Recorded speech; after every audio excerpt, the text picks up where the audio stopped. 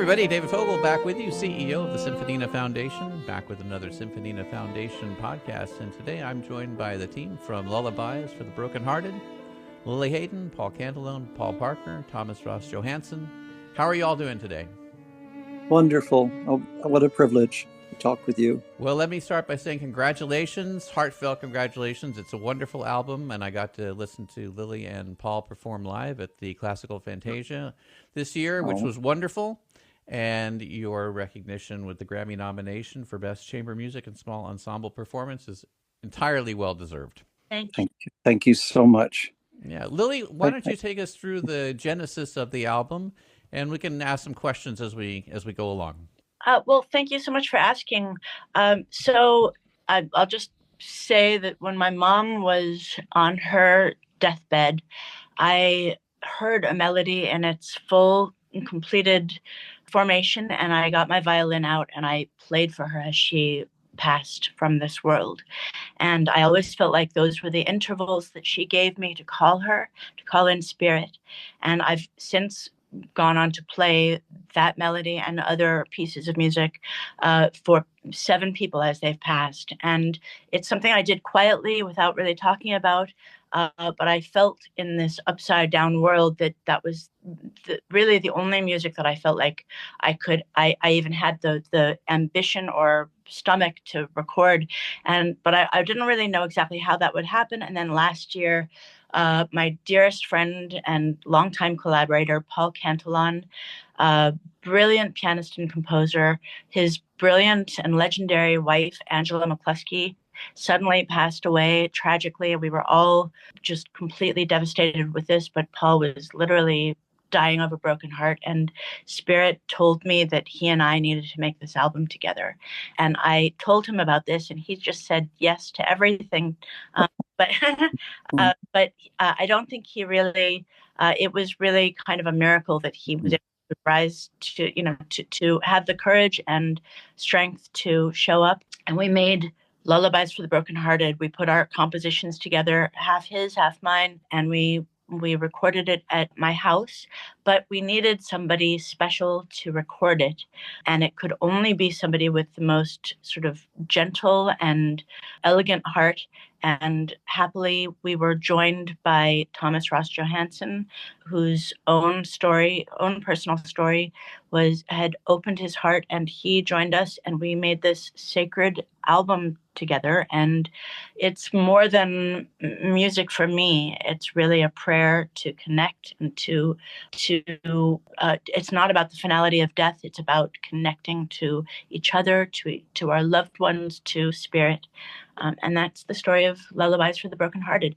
And then just finally, it could only have been recorded this way, but the nature of our piano was that it was quite noisy, and there was really, it was prohibitively noisy. And also my rough mixes had spirit that needed to be somehow preserved while improving the fidelity and turning it into something that could actually exist in the classical space. And I was led to Paul Parker, who had the patience and expertise to make the piano sound good and to preserve what was compelling about my rough mixes and bring it into a classical space. Yeah, Lili, thank you for all that. Let me, before we go to the technical side, to Paul Cantelon. Paul, when Lili came to you with the idea for that, and you said yes to everything, was it easy for you to say yes to everything? No, you'll forgive me in my gratitude if I don't want to get, as the Scots would say, all squiffy and start to choke up. But it's been so incredibly precious, this to me. Lili's like my very kid sister, and I actually met Angela McCluskey, my late wife, my beloved wife, met Lili first, and Lili was very much part of Angela and I starting a rock band, and it's part of it's very, she was a baby at this point, but I was so terribly grateful, and we all played together from the get-go. And Angela and I were, I just keep such a grateful heart. We were inseparable, and it was a bolt from somewhere. She had a little tear in her heart and it was gone in a millisecond.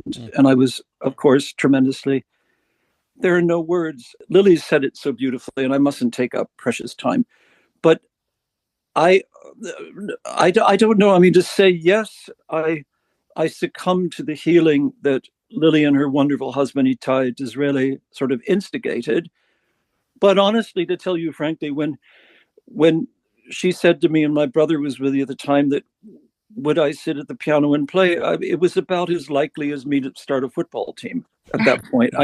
I didn't know how to, and I really didn't want to play at all. I played exclusively for Angela since I met her in an Indian restaurant in the 80s. And I played with dear Lili, but I didn't really, the fact to play now, it seemed, when this happened, seemed impossible. And now I'm definitely long-winded, too long-winded, but to wrap it up, because this is most dramatically and preciously to me, I was sort of propped up at the piano and played, and even the healing that was coming, that was quite miraculous. And dear Thomas, who was so wonderfully gifted and so sensitive, and thank you, Paul, immensely too, and to all of you wonderful ones, and to David, dear David. I don't, when I look back, what is the most meaningful to me is this music was to help others grieve and to heal. And in the sort of summation of as time went on, especially recently when we started to play various places that were arranged, the music that really was for others started to heal me. It's actually brought me back to life because it's made me play again. There you go. So I can never get the words together. If I sound tongue-tied, it's because it's one of the most precious things in my life, and it saved me. So yeah, that's when I get very squiffy. Yeah, but no, it's all good. I hope I'm not too that's all rambly. Good, no, not at all. Thomas, I want to ask you too. Then, so when Lili and Paul bring you into this project, it's not just any other project. You know, every project's special, every project's important, but this one clearly is something else. It's in its own category. So, how do you approach recording and getting set up and working a situation where you've got a project that is not like the others? Well, I'm so grateful that they reached out and asked me to help them capture this, because I before we even met up, I understood that it was a really important record, and so we met up and talked about it and tried to figure out how to best capture this intimate and very powerful message that this record have. And it was a combination of a few things. It had to be, the spirit of the record had to be preserved.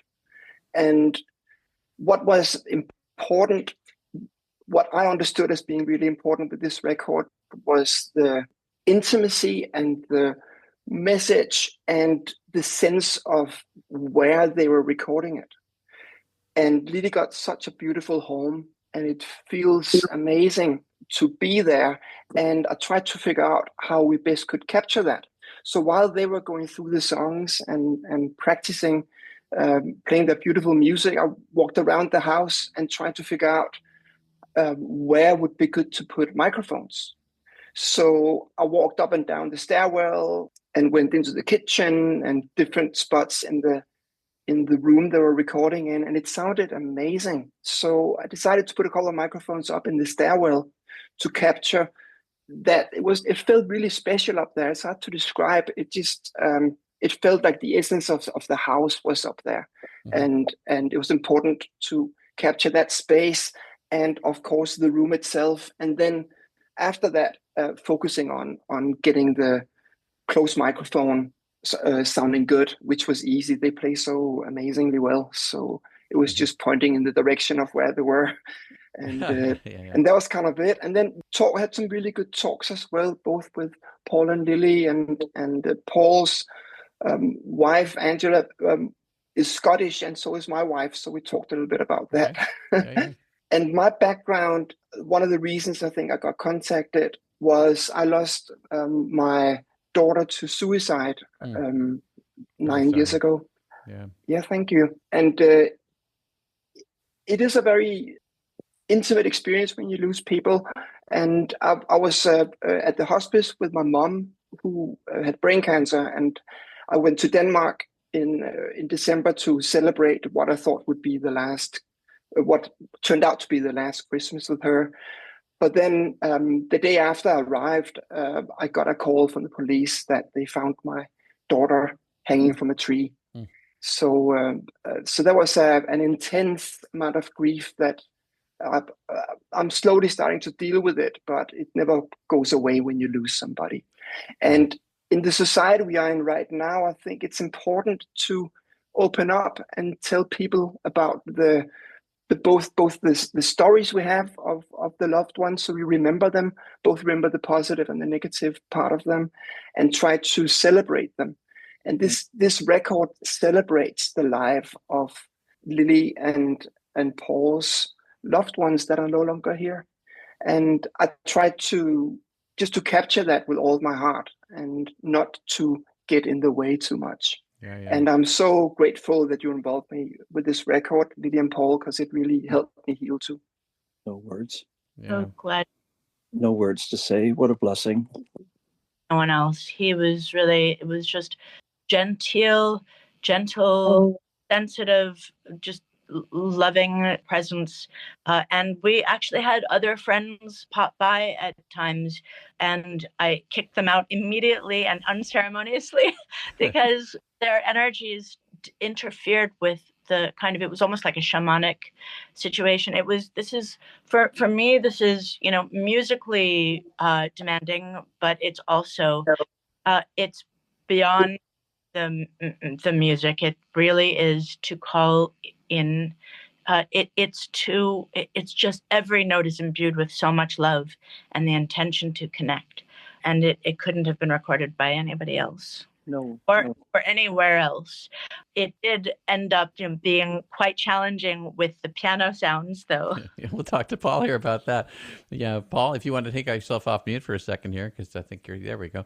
Yeah, so when you're recording not in a studio setting, you get the recording as good as it can be, but there's going to be things that you have to deal with as a mixing engineer and a mastering engineer. And as Lili was saying to me, the piano was a bit pedally and loud in some places. It was distracting from some of the other emotion that the music carried. So what was your approach to actually providing the product that gets to a Grammy nomination?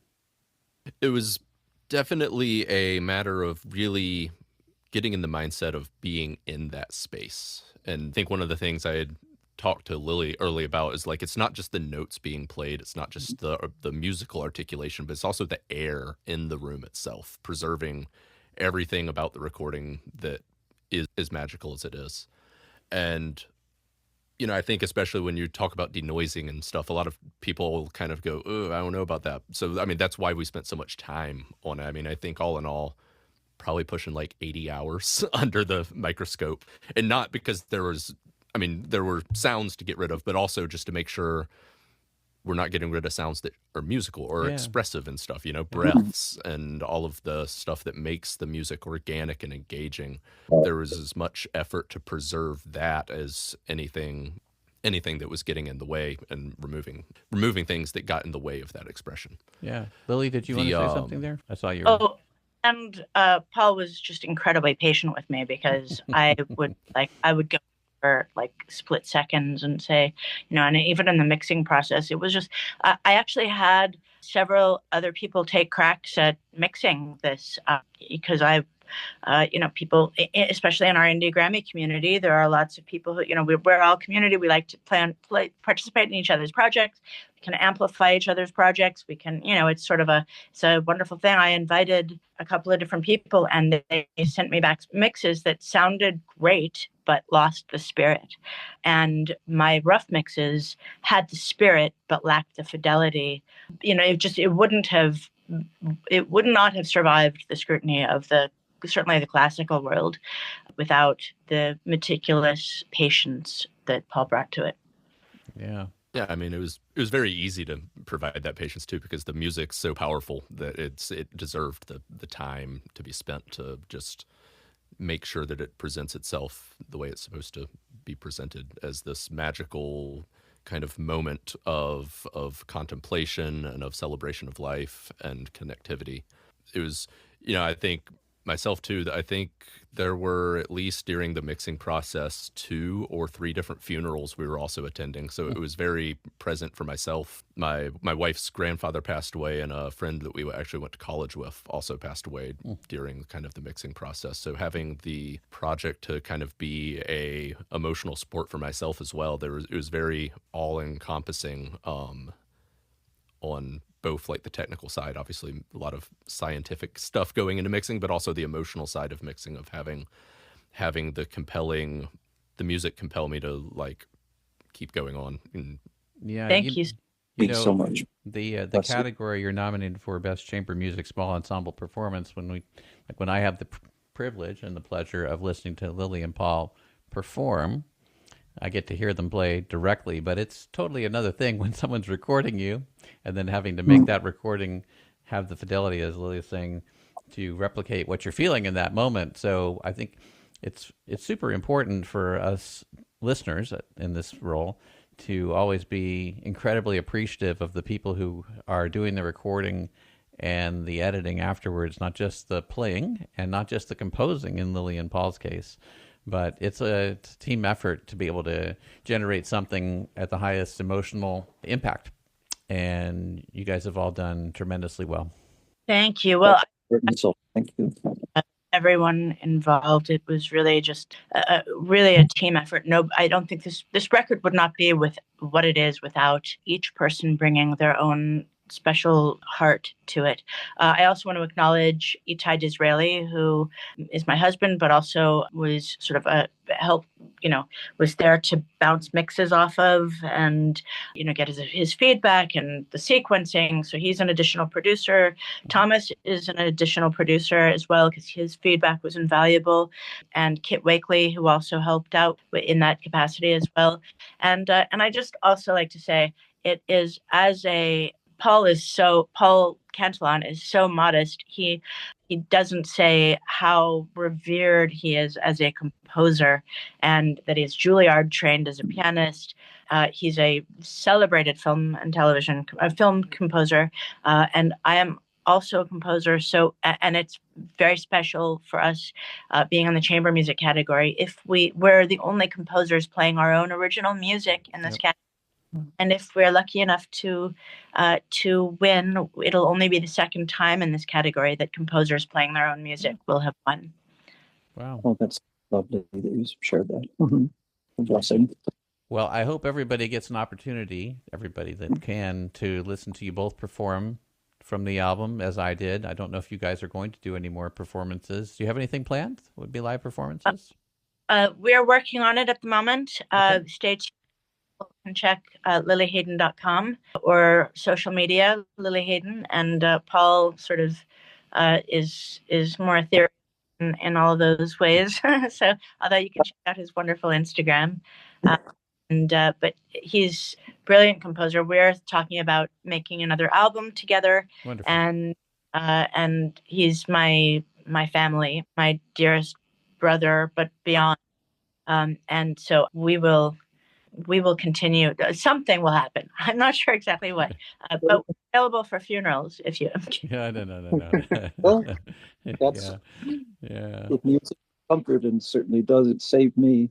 I'm so grateful to you all. I mean, I'll go through my years ahead just keeping this in great gratitude. What can I say? I'm so Lili initially too, that she had the courage and the vision to prop me up and envision this healing. If this had happened under a tea cozy and no one had ever heard it, I'd be wildly grateful forever. It saved me. And thank you, Lili, for having that courage. Paul, I think it's going to save some other people too. That's bless you for that. Yeah. Thank you. Thomas, what's the best way to get in touch with you if people would like to get in touch with you? Well, I have a website, thomasjohansen.com. Mm-hmm. And I have a recording studio website called strawhorsestudios.com. Anybody can get in touch with me using those websites. And how about you, Paul Parker? Yeah, I also on the online. I also do like sound design, so my website kind of few functions, but it's barcodeindustries.com. Barcodeindustries.com. Okay. There's a studio section, but also some sample virtual instruments and that kind of thing. Very good. Lili, I'd like to give you the last word. I just want to thank you so much for being, well, first of all, thank you for your beautiful compositions. I had the pleasure of listening to Ascension, your album this year, and your symphonies are just glorious. I'm such a fan, and thank you for being so supportive to uplifting us all with your Symphonina Foundation. Is that right? Symphonina Foundation. I rose by any other name, Lili. It's all fine. Thank you for including us here. It really is such an honor to be included amongst such phenomenal artists and, just be inspired by everyone. So I'm very, very grateful. And thank you to anybody listening. Thank you for considering us in chamber music. Yes, indeed. Lullabies for the Brokenhearted, Grammy-nominated for Best Chamber Music and Small Ensemble Performances. I wish the four of you the best. I hope that the four of you can continue to work together. And we're going to listen to some more of your great music on the way out. And as always, if there's anything we can do with the Symphonina Foundation to be of help to you, just let us know. Thank you so much. So much. Incredibly so. To all of you, from my heart. Thank you very much. Thank you.